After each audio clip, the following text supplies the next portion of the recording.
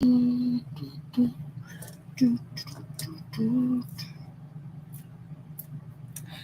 kia ora, Helen Brahms here, coming to you live from Sun City in Arizona. Hope you're all having a super fantastic, sparkling day. May the force be with you for all the Star Wars fans out there. Welcome to Before the Dirt Nap podcast, episode 1373. 4 years later. It was 4 years ago today that I purchased sparkles. Yes, on May 4th. Very easy day to remember.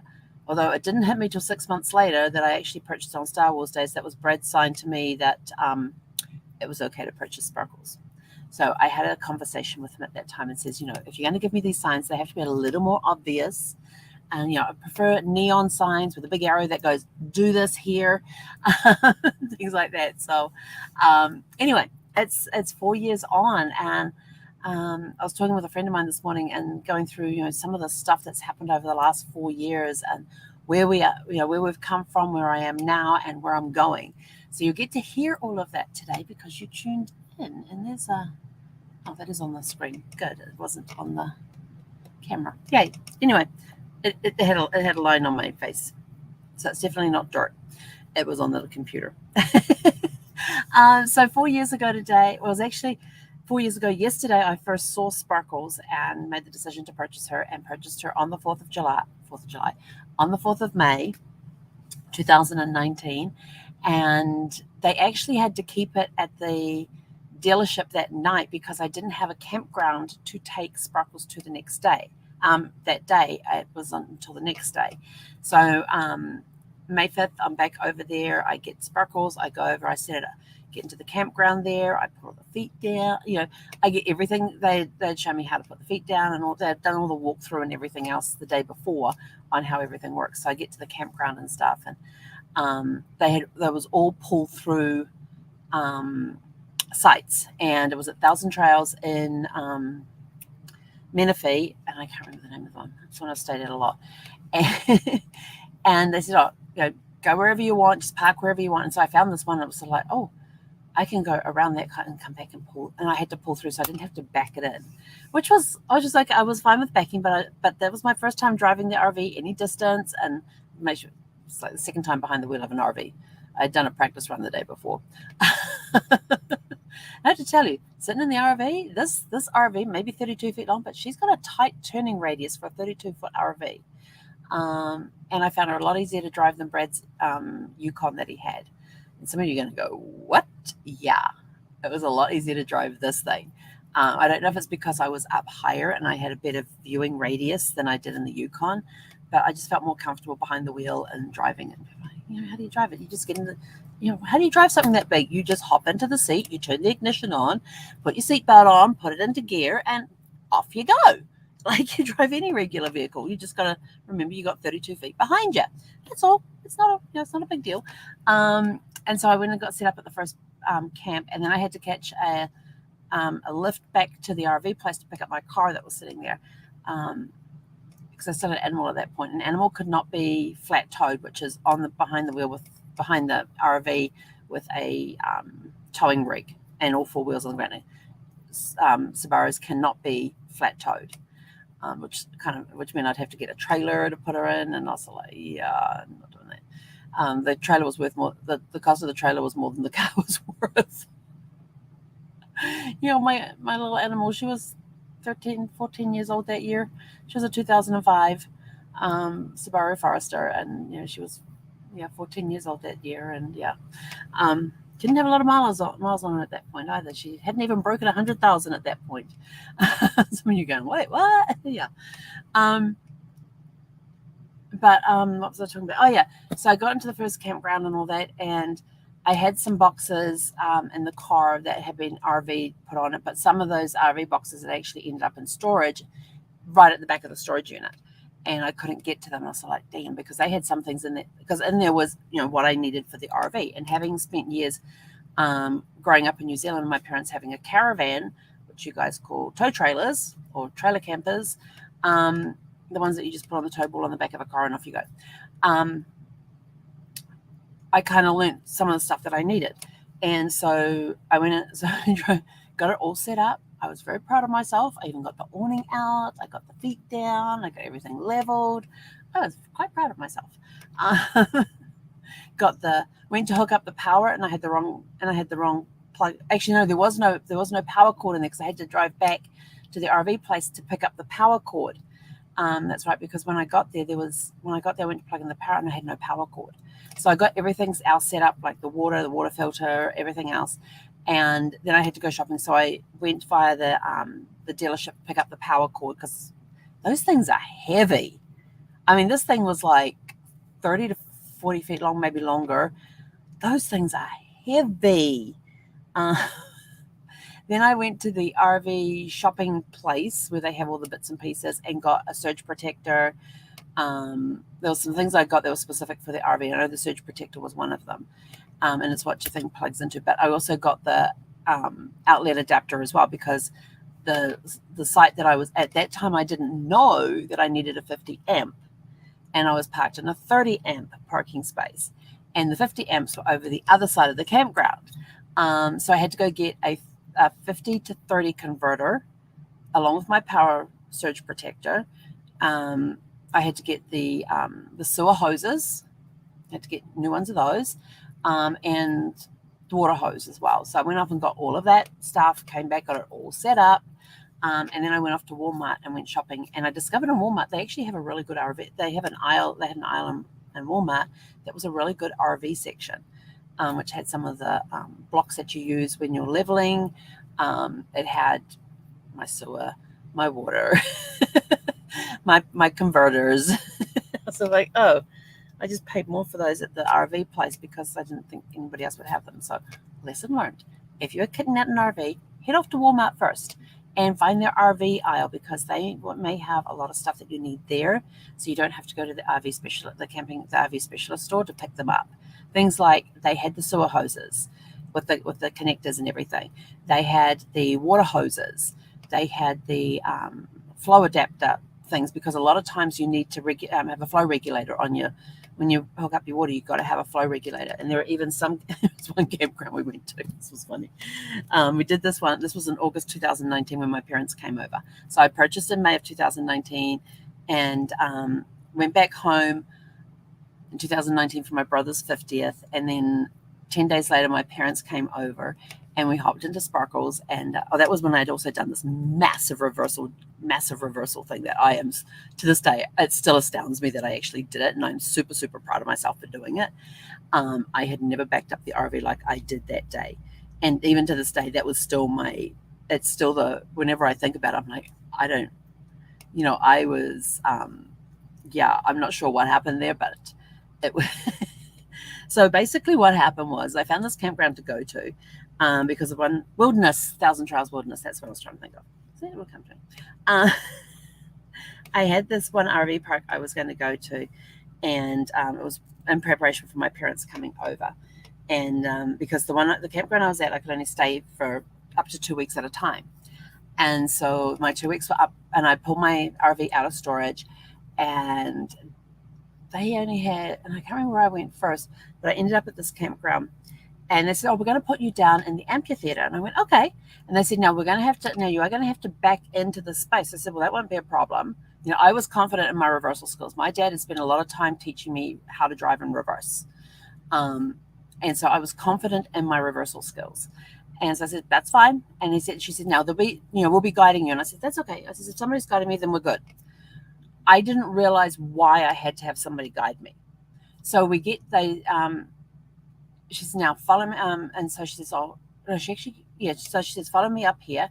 And so I followed her up, and she gets out in the golf cart, follow her up there.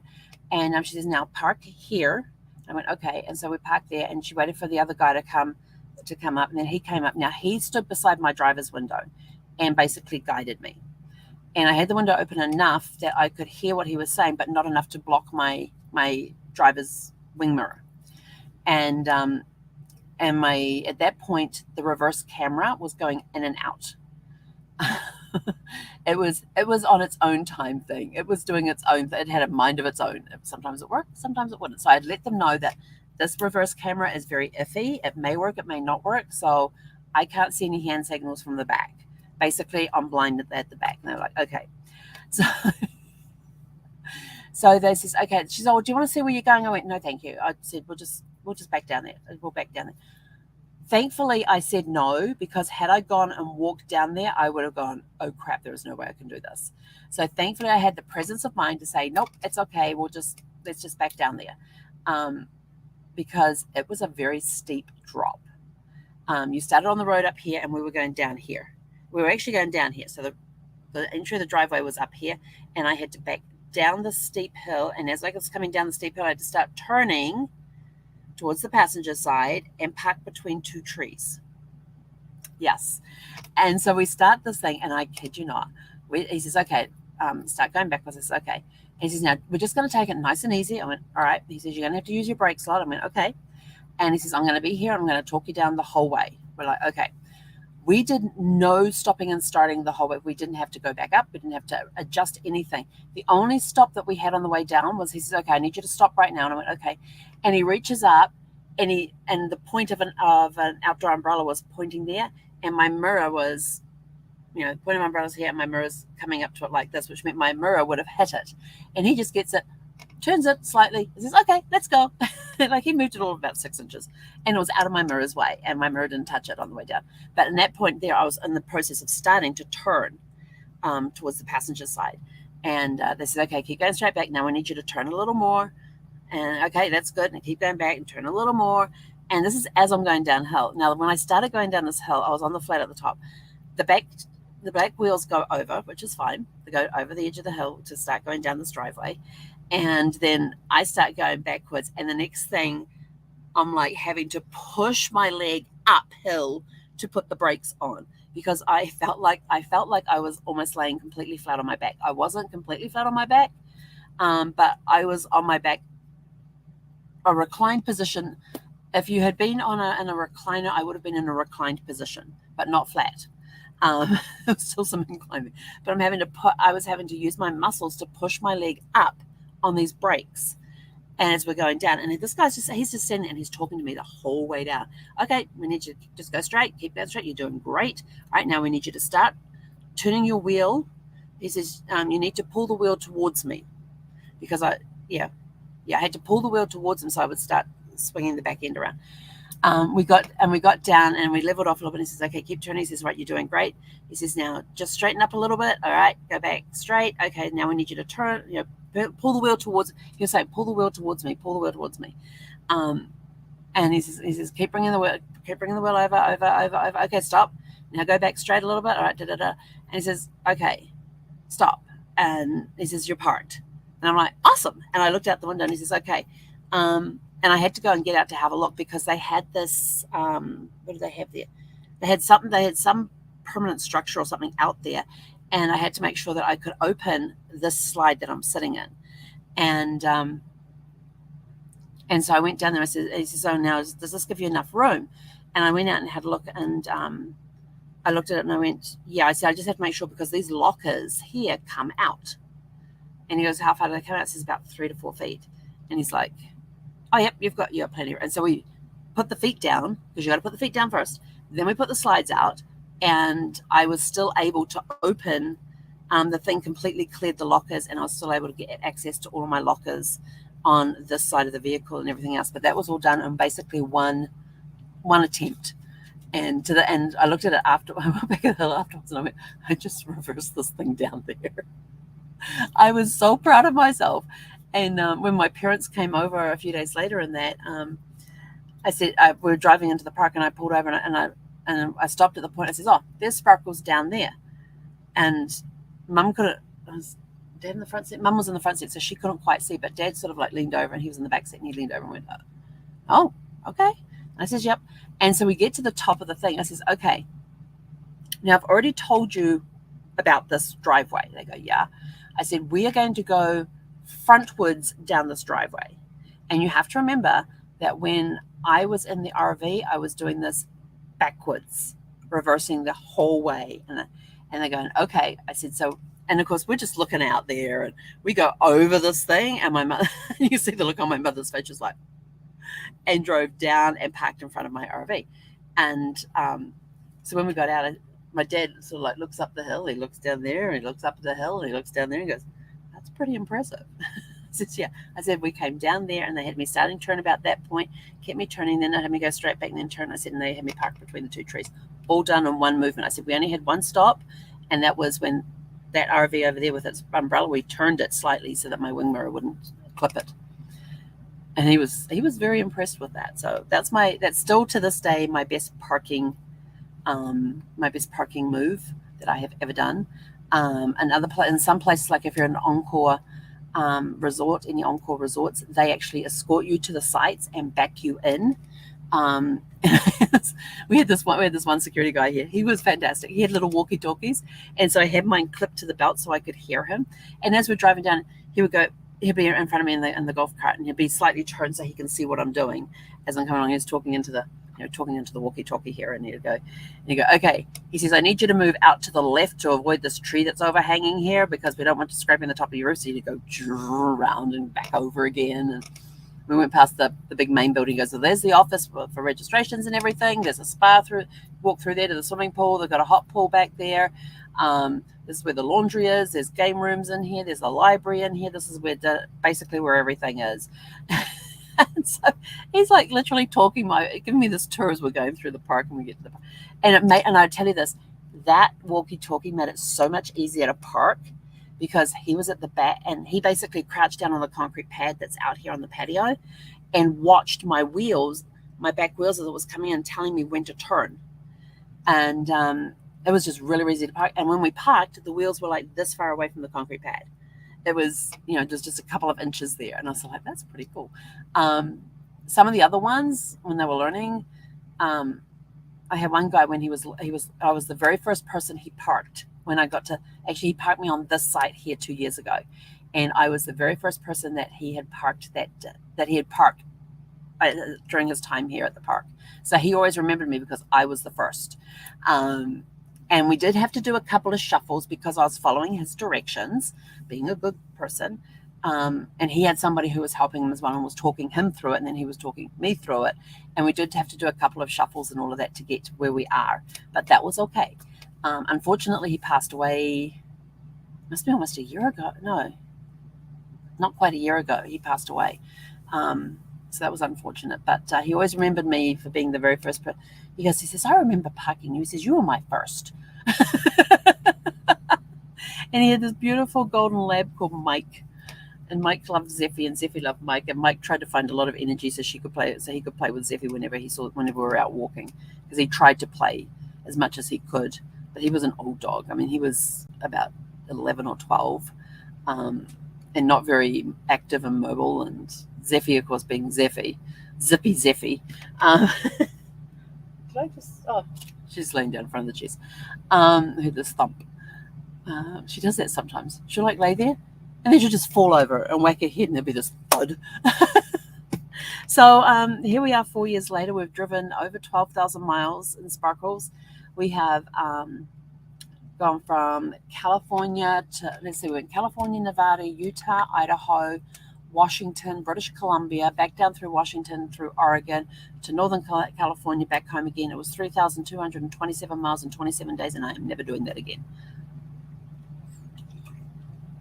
That is where I learnt about driving times, how to handle my driving time, how to take care of myself mentally, physically, during those drives and everything else, knowing my driving limits. I was driving beyond my limits during that trip with my parents. But we had a schedule and we had these reservations and stuff. And, we still took time out. We had a great trip, though. It was an awesome trip. But I learned a lot. I had a lot of battles going on in between these years. There's a lot of battles going on of I'm done. I'm pulling over the side of the road, walking away. I'm out of here. Those sorts of battles. And we were on a very long drive. I spent 12 hours driving one day. Yeah, that was way too long. And since then, now when I go driving, I never stay a single night. It's always a 2-night minimum. So I come in one day, I have a full day of no driving, and then I'm driving the next day if I'm going anywhere. So sometimes it takes me a little longer to get to places because of my driving limits. There's only one of me driving, and I have a certain number of miles or a certain number of hours that I will drive each day, and that's just how it is. You got to know And that very first trip with my parents taught me a lot. My dad has driven just about every possible vehicle out there. He had at one point he had a truck license.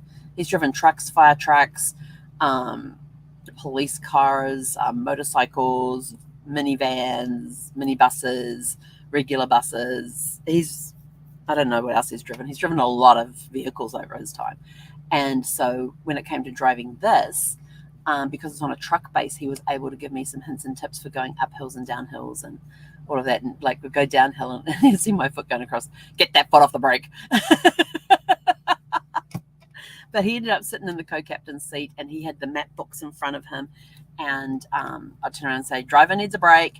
And so he'd quickly look and say, yep, we've got a rest area coming up in 2 miles. I'm like, excellent, thank you. And so he would follow where we were. And I had this really cool app on my phone, but we also had the paper version of it, and it's called Next Exit.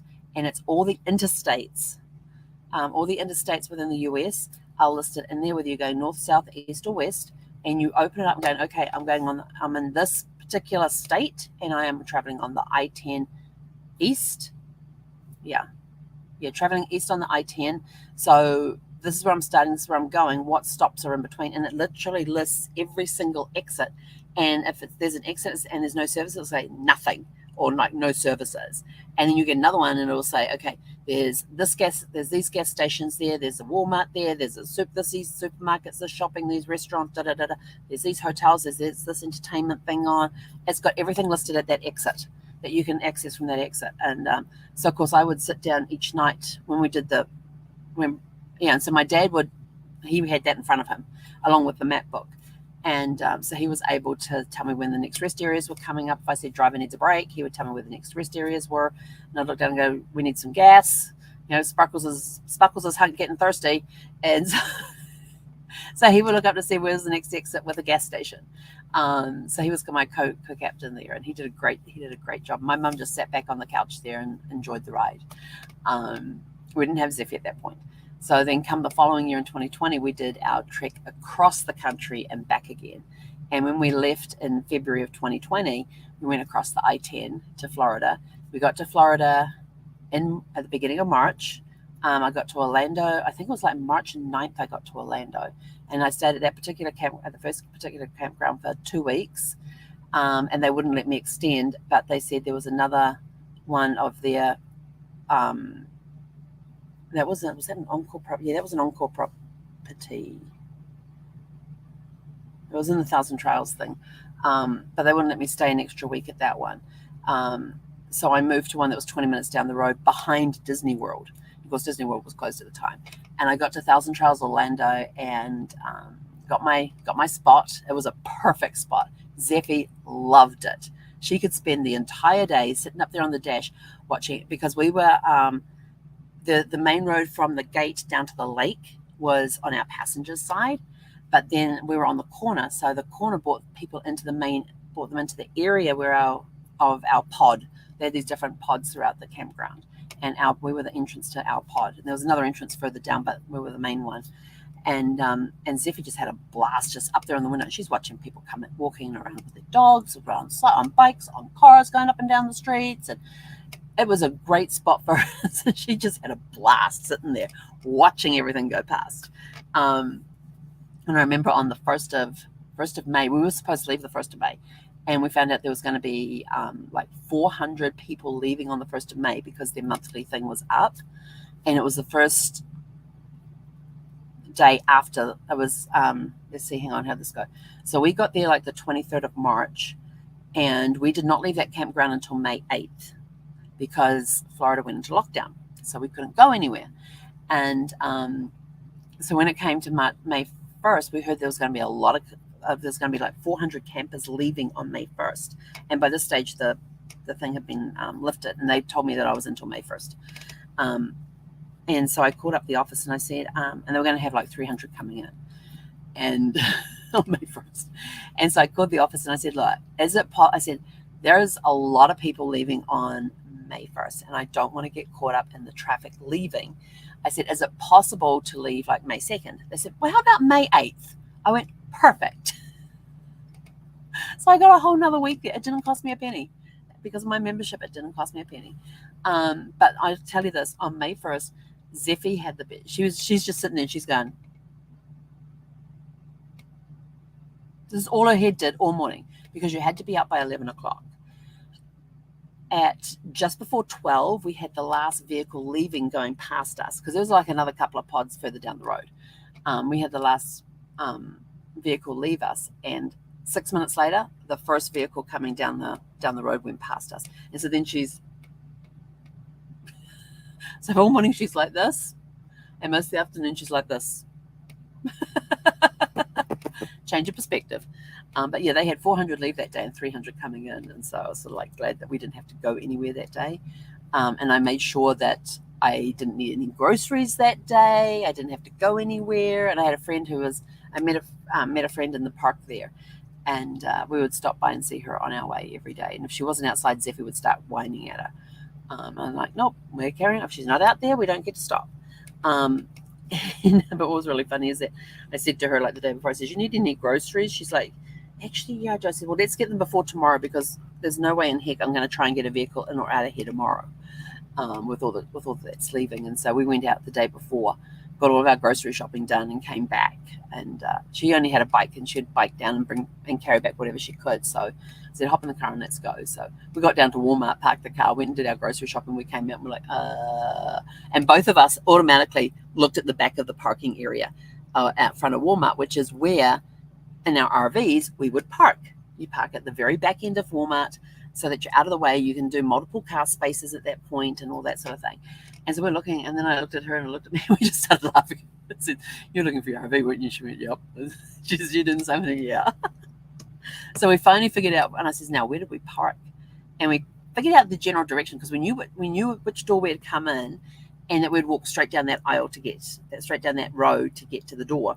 So we figured, well, okay, so that's the door at the far end. So now we're going to walk all the way over there, and we eventually found the car.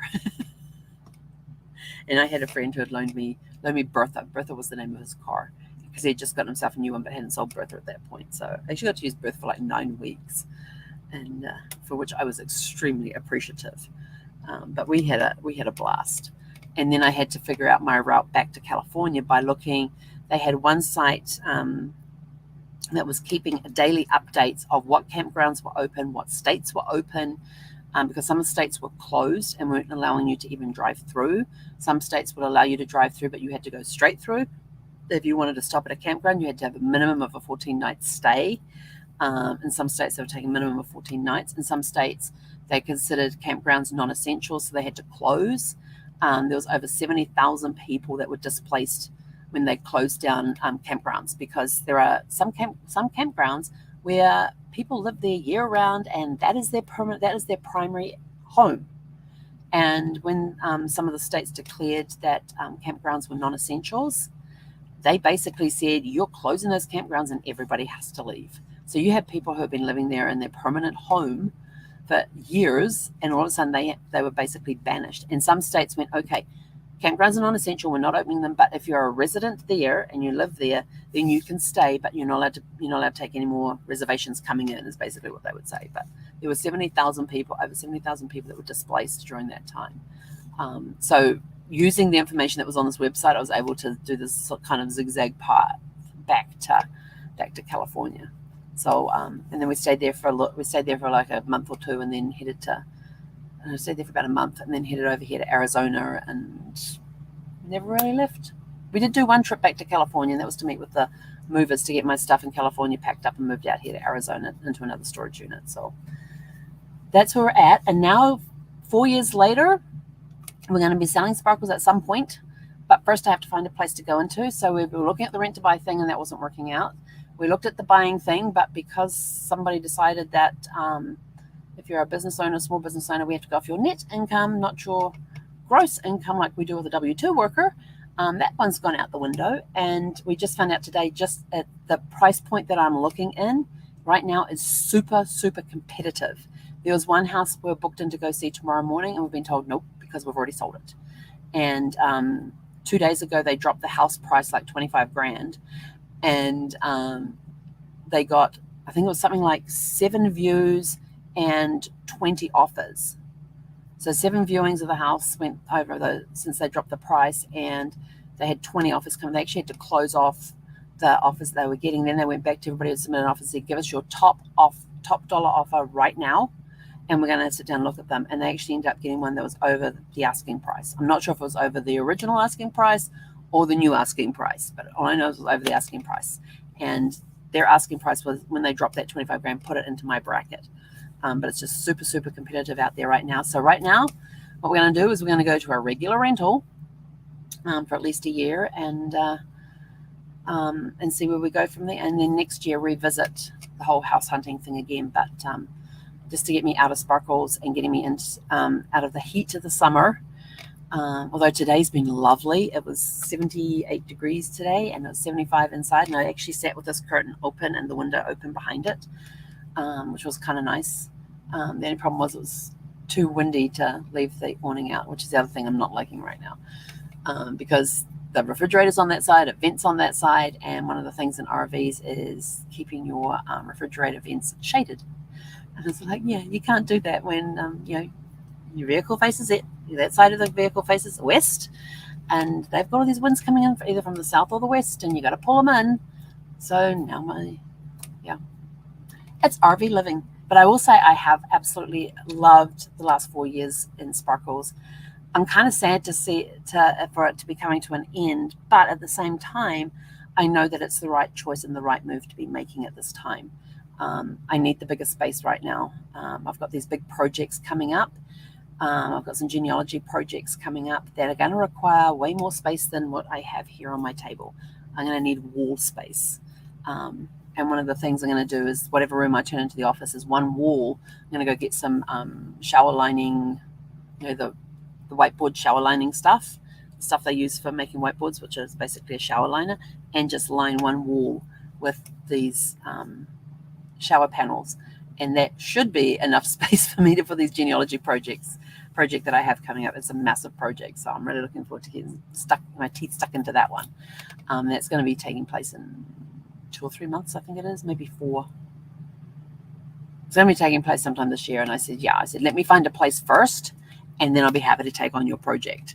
And the client was like, okay, that works. So as soon as I have a place and I have it set up, and I can give them a call and say, okay, you ready? I'm ready. Let's go. So that's going to be a super fun project. I can't wait to get my teeth sunk into that one. So right now now we're switching from buying a house, doing a rent to buy, to just straight out rental right now. And we'll take some time to give me more space to build up my businesses.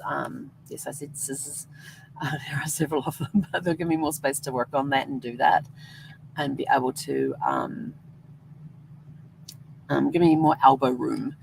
And it means I can have more than one computer set up as well, because there are some computers I'm going to just dedicate to certain things. And there's one of my Macs I'm actually going to have, what's it called? Oh, it's the window versions that goes on Macs. Parallels, I think it is. It runs on a Mac. It's Windows running on a Mac operating system. Because there's a couple of programs that I'm going to be needing to use, which only run on PC, and I'm not buying a PC. So I'm just going to get the software that goes on the Macs to enable the Mac to run the Windows program. So that's going to be interesting. I'll learn PC stuff all over again. I don't remember the last time I used a PC. So that's what's coming up. So the 4 years in Sparkles is coming to a close, and we'll be selling her sometime in the next couple of months, probably, or maybe in the new season. I don't know. There's some work I have to do on her before we move, because her engine don't run right now. It's got a flat battery, so I need to get we need to get the whole engine serviced. So that's going to be coming up in the next couple of weeks. So yeah. Anyway, that's it. I'm out of here. I've rambled on long enough. For those of you, I have a couple of friends who've got Star Wars birthdays, so happy birthday to those. May the 4th be with you. The 4th be with you. And go out and enjoy Star Wars Day. And like I said, 4 years later, it's been a blast in Sparkles. And we'll do a final live in Sparkles once we sell her. When we sell her, we'll do a final live as a walkthrough just to complete the time and sparkles. But it has been a blast, and I can't wait to get a house where Zeffie's going to have a backyard to go crazy in. Yeah, she'll love having the extra space just to run around and take off and zoom and run fast circles around the place and make me dizzy trying to follow her with a video camera. So that will be something interesting. Anyway, I'm out of here. Have a super fantastic sparkling evening, and we will catch you guys back here tomorrow evening at 6 p.m. Pacific. Hey, konera.